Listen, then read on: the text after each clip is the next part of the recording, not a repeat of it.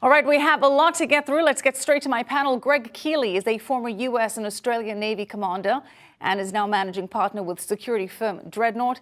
And Mudar Zahran, a Middle East analyst and the Secretary General of the Jordanian Opposition Coalition, joining us via Skype from London tonight. Gentlemen, thanks for being with us.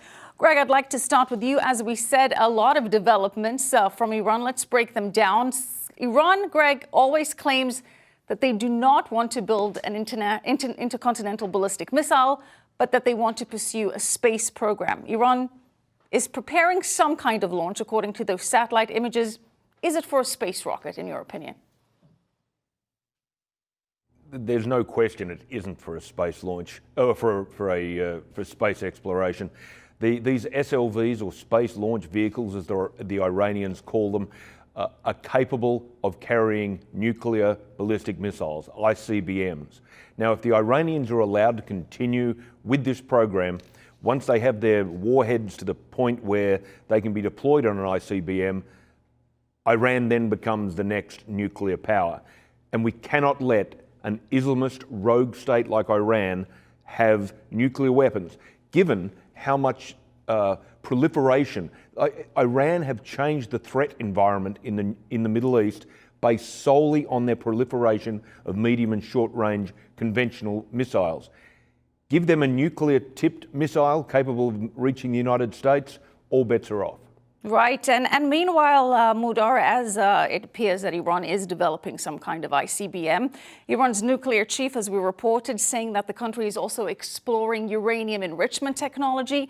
He seems to be suggesting that Iran could restart its nuclear program if it chooses. This, as the European Union is imposing some sanctions on Iran for some of Iran's successful assassinations and some attempted assassination attacks on dissidents on European soil. And we also have the U.S. pushing for that Iran Global Summit.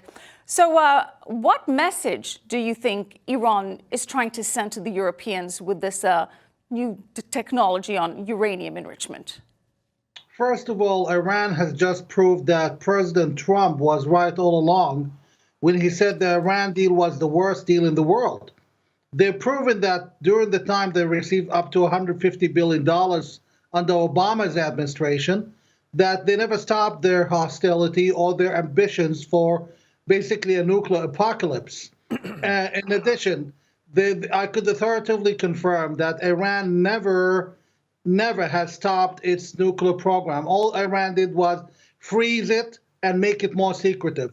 So now we are all unfortunately reaping or harvesting what Obama administration has done to us. Iran is a very dangerous state. Iran, if it gets the nuclear weapons with the delivery system, Iran will become the strongest country in the world for one reason. It will be the only country in the world with a crazy Islamist terrorist regime that's not afraid of the consequences of launching a nuclear war. The gentleman from North Korea, he doesn't want to die. He doesn't want to go to hell or go to heaven or anywhere. The Iranian mullahs would launch the missiles and not worry what's going to happen next. Well, Mudar, explain that. Explain that, because one of the things that kept the Cold War from exploding is the idea of mutually assured destruction. Why would that concept not deter Iran?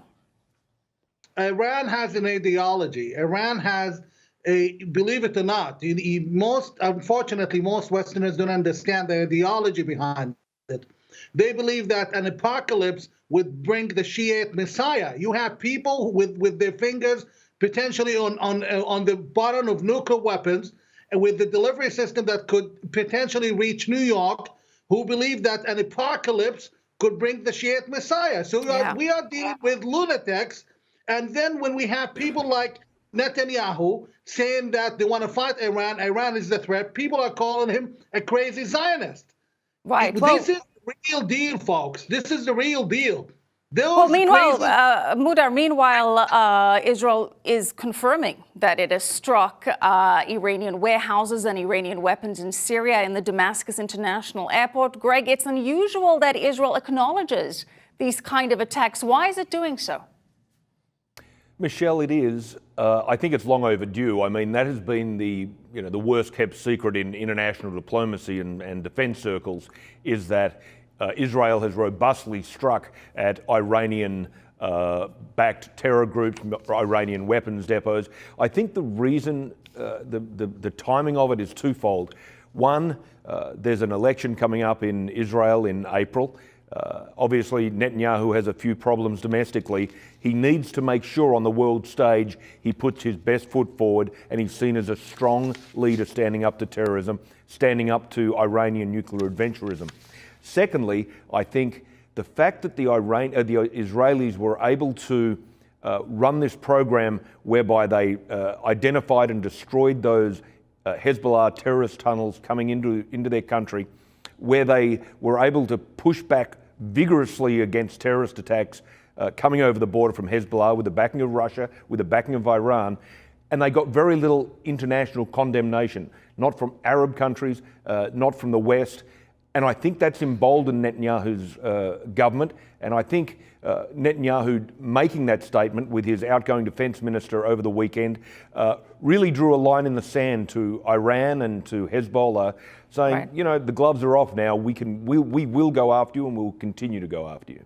Right. And as we said, an interesting development that John Bolton reportedly asked the Pentagon to prepare military options should a strike against Iran be necessary. Right. Greg and Mudar will have to continue this conversation again another time. Thank you so much for being on the show.